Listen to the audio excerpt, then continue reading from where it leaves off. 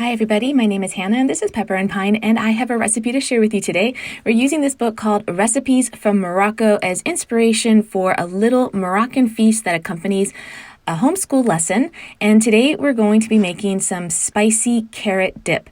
Now, when I'm making new recipes, I usually just make half the recipe, and that's what I started to do with this one. So I'm only going to use half a pound of carrots, but I end up using an entire pound because the seasonings that we add to it end up being a little bit too strong. So I'm going to steam these in my Instant Pot, and I've never done this before, so I put it for 4 minutes, which was way too long. I think probably only 1 or 2 minutes would have been fine.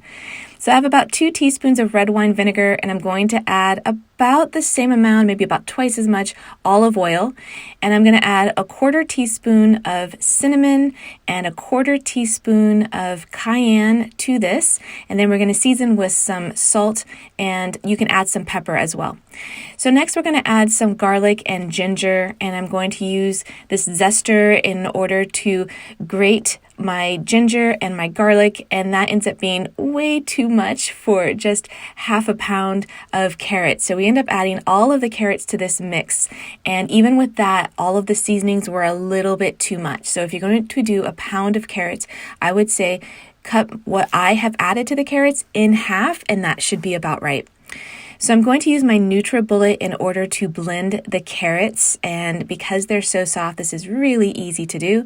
And once everything's blended, then we can add our seasonings to it. Although if you didn't have a way to grind your ginger and your garlic, I think you could probably just grind it in your NutriBullet along with those carrots.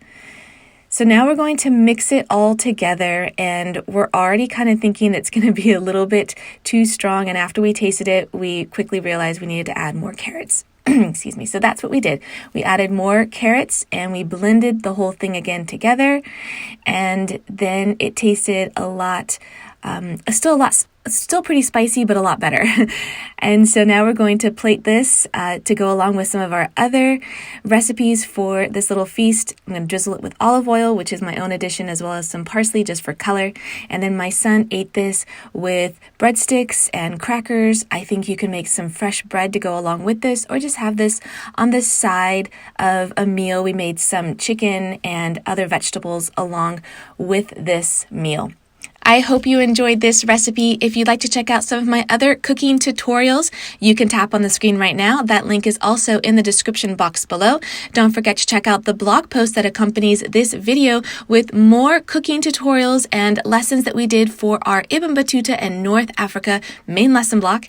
And if you'd like to see what we're eating and how our homeschool is progressing on a daily basis, you can find me on Instagram at Pepper and Pine.